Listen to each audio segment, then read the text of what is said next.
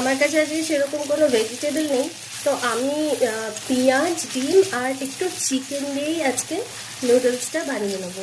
তো পেঁয়াজটাকে আমি এখানে ভাজতে দিয়ে দিয়েছি। আমি চিকেনগুলো অ্যাড করে দিয়েছি, একটু শুধু নুন আর হলুদ মাখানো ছিল। এবার আমি চিকেনগুলোকে একটু ফ্রাই করে নিচ্ছি পেঁয়াজের সাথে। অ্যাড করে দিলাম একটু জিঞ্জার গার্লিক পেস্ট। এবারে অ্যাড করবো নুডলসের মশলা, একটু স্ট্রিট স্টাইল বানানোর জন্য।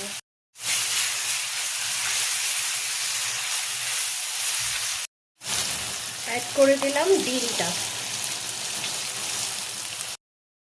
এবারে অ্যাড করে দিচ্ছি একটু অরিগ্যানো আর চিলি ফ্লেক্স। করলাম একটু টমেটো সস।